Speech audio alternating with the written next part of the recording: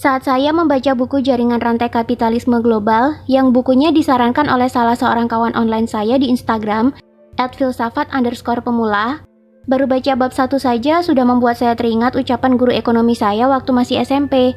Waktu SMP, guru ekonomi saya pernah mengeluhkan tentang kelakuan pejabat Indonesia yang justru membuka pintu perdagangan bebas sebesar-besarnya. Itu artinya, produk-produk impor akan bebas masuk ke Indonesia dengan tarif pajak yang rendah. Atau bahkan bisa jadi beberapa produk pajaknya dihilangkan. Artinya apa? Indonesia akan menjadi negara pasar. Kita disuruh beli produk-produk dari luar negeri, sedangkan produk buatan dalam negeri akan kalah bersaing dengan produk luar negeri. Waktu itu beliau mengeluhkan dan menyayangkan sikap pemerintah dalam membuka gerbang globalisasi besar-besaran, sehingga kesannya tidak ada proteksi untuk industri lokal. Indonesia banyak ekspor bahan baku ke luar negeri. Di luar negeri, terutama di negara maju, bahan baku ini diolah menjadi produk jadi, yang 2-3 kali lipat lebih bernilai, lalu diekspor dari luar negeri ke Indonesia. Rakyat Indonesia dijejali produk impor dan disuruh beli. Ditambah pemasaran dan kualitas produk impor yang jauh lebih baik daripada produksi lokal, jelas produk industri lokal akan kalah bersaing dengan produk impor. Sayangnya, di saat globalisasi dibuka kerannya oleh pejabat pemerintahan, negara maju justru memproteksi industri lokal mereka. Waktu SMP, saya diceritain beginian sama guru saya, jelas saja saya nggak nyambung. Pikiran saya cuma merespon, emang segitu amatkah kondisi ekonomi global saat ini?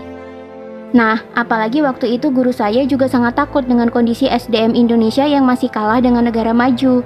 Beliau bilang, dengan kompetensi rakyat Indonesia yang seperti ini, bagaimana bisa kita bersaing dengan produk-produk dari luar negeri? Anak bangsanya kualitasnya cuma segini, tapi sudah dijejelin produk impor di mana-mana. Ketika saya sudah besar dan memasuki dunia kerja, barulah omongan guru SMP saya tadi terbukti beneran. Di saat ini, impor jadi sangat mudah.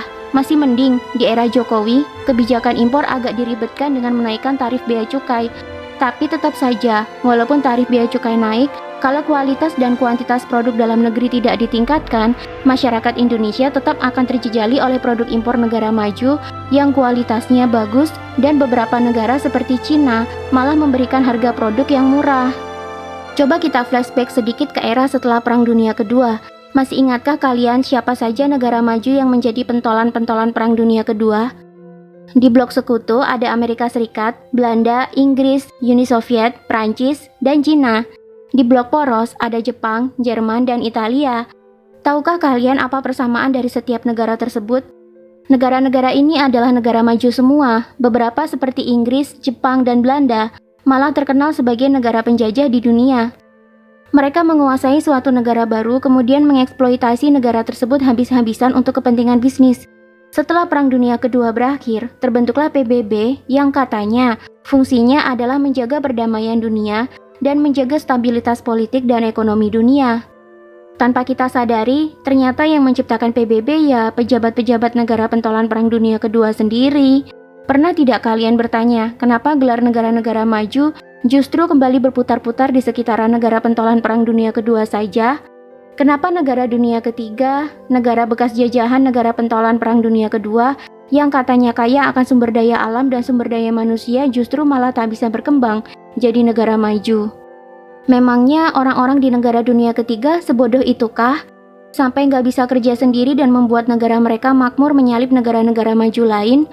Katanya kalau negara sudah merdeka, negara bebas melakukan apa saja demi membangun dan mempermaju bangsanya. Kok nggak ada ya, negara bekas jajahan negara-negara yang jadi pentolan Perang Dunia II, sekarang jadi negara maju ngalah-ngalahin mereka. Tetap saja kalau ngomongin negara maju ya daftarnya bulat di daftar peserta Perang Dunia Kedua juga. Nah, kalau di buku yang saya baca ini, beginilah jawabannya. Kemajuan negara dunia ketiga sebenarnya tergantung kebijakan pejabat setempat.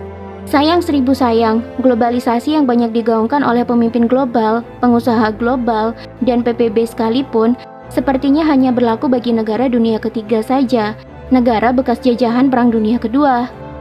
Negara maju seperti Jerman, Jepang, Cina, Amerika Serikat, Prancis, Inggris, Belanda, dan masih banyak lagi justru melakukan proteksi industri untuk perekonomian mereka. Artinya bagaimana? Produk impor sangat dibatasi untuk negara maju. Negara-negara tersebut memberdayakan produksi dalam negeri, sehingga bisa mencukupi kebutuhan dalam negeri sendiri, sisanya baru diekspor. Ekspornya kemana? Ya ke negara-negara dunia ketiga. Negara dunia ketiga diambil bahan bakunya seperti minyak mentah, kelapa sawit, biji kopi, biji besi, kapas, dan lain-lain. Sampai di negara maju, bahan baku ini diolah lagi menjadi produk jadi.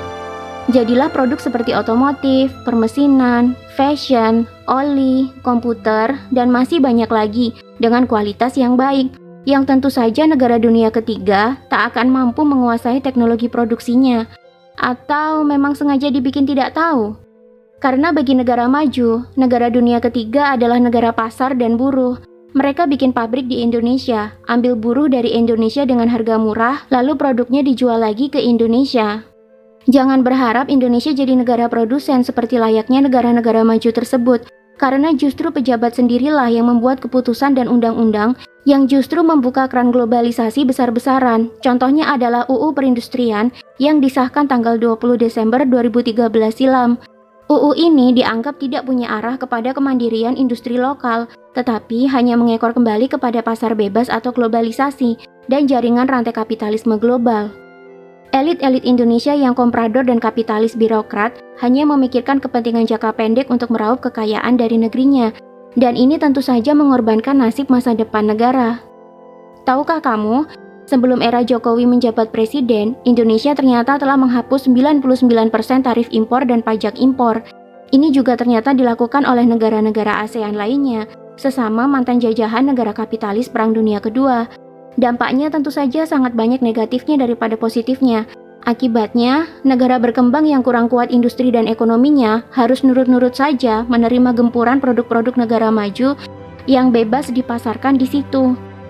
Padahal negara-negara maju sendiri justru memperketat masuknya produk impor dari negara lain. Inilah yang namanya proteksi industri oleh negara maju. Kan gak adil ya? Pengusaha kecil di negara berkembang jadinya ketar-ketir dong. Mereka takut produksi mereka tidak laku dibandingkan dengan barang impor. Dan ini benar-benar terbukti di lapangan. Saat saya berkunjung ke sebuah sentra UKM produsen bahan perhiasan dan aksesoris di Jawa Timur, banyak sekali produsen di sana yang rata-rata adalah pengusaha kecil dan menengah mengeluhkan kualitas produk mereka yang ternyata masih kalah dengan kualitas produk dari negara maju, terutama dari Italia, Jepang, dan Cina. Cina malah lebih gila lagi, sudah kualitasnya jauh lebih bagus, harganya juga bisa lebih murah daripada produksi lokal. Akhirnya produsen lokal seringkali gigit jari. Mereka bingung cari solusi, dan pemerintah juga nggak aware dengan masalah beginian. Tapi beginilah kapitalisme global bekerja. Jika tidak ada globalisasi, tidak akan ada itu PBB, tidak akan ada itu WTO, World Trade Organization, organisasi perdagangan dunia yang ada di bawah naungan PBB. Kalian pikir perdagangan bebas tidak diatur oleh WTO? Globalisasi tidak diatur oleh WTO? Sekarang saja yang punya hak suara paling besar dan kuat di PBB siapa? Ya mereka-mereka juga, negara-negara maju pentolan Perang Dunia Kedua. Negara berkembang paling mentok cuma bisa jadi anggota tidak tetap Dewan Keamanan PBB, di mana hak suaranya jelas masih kalah sama negara-negara maju. Beginilah fakta yang tersembunyi di balik carut-marutnya perekonomian global. Negara maju mengambil bahan baku dari negara berkembang. Beberapa juga membuka pabriknya di negara tersebut dengan upah buruh yang sangat murah. Pejabatnya dideketin, ditepokin duit, diiming-imingin kekayaan, tapi harus bikin UU yang bisa meloloskan globalisasi. Tidak peduli di masa depan bakal menyengsarakan anak bangsa. Dan beneran kan? Bonus demografi yang berlimpah membuat negara-negara dunia ketiga menjadi target pasar konsumen negara-negara maju yang kapitalis. Nggak blok barat, nggak blok timur, sama aja semuanya. Nah, apalagi sekarang Indonesia lagi heboh sama Omnibus Law kan? Di mana salah satu rumpun pasal yang menjadi keberatan rakyat adalah RUU Cipta Kerja yang katanya rakyat, malah justru mengurangi hak dan kesejahteraan buruh. Kalau kata pemerintah sih, Omnibus Law diterbitkan untuk menarik investasi asing. Investasi asing dari mana? Investor dari negara-negara maju. Katanya pemerintah sih, investasi asing sulit masuk ke Indonesia karena upah karyawan di Indonesia yang cukup tinggi. Jadi dirancanglah Omnibus Law sebagai taktik pemerintah untuk menarik investor asing sebanyak-banyaknya. Wah, kok agak rancu ya? Kalau pemerintah bilang upah karyawan di Indonesia itu cukup tinggi sehingga ada beberapa pasal di RUU Cipta Kerja yang terkesan memotong penghasilan karyawan seperti penetapan upah karyawan bisa berdasarkan jam kerja yang terpakai, penghapusan upah minimum kota menjadi upah minimum regional atau provinsi, pemudahan WNA untuk bekerja di Indonesia termasuk mengerjakan bidang core bisnis. Kok rasanya agak gimana gitu ya? Loh, kalau WNA boleh kerja di Indonesia dengan gampang termasuk di bagian core bisnisnya, bagaimana nanti terjadi transfer ilmu ke masyarakat lokal? Akhirnya ujung-ujungnya kepintaran dan kemajuan teknologi akan berkutat di negara-negara maju saja melalui WNA yang dikirim dari negara asalnya untuk kerja di pabrik-pabrik mereka di Indonesia. Rakyat Indonesia dapat transfer knowledge jadi terbatas banget dong ya. Lagi pula kalau dibilang upah karyawan Indonesia tinggi itu dibandingkan apa? Kalau dibandingkan negara maju kita sudah murah banget loh. Kebangetan murahnya.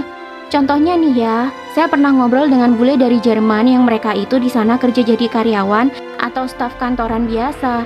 Gaji mereka kalau dikurskan rupiah sudah 70-80 juta rupiah per bulan. Itu saja kata orang Jerman kecil banget. Lah kalau perusahaan Jerman buka pabrik di Indonesia dengan upah UMR Indonesia yang kalau pakai standar Surabaya atau Jakarta saja sudah 3,4 juta rupiah per bulan, perusahaan asing masih untung banget dong.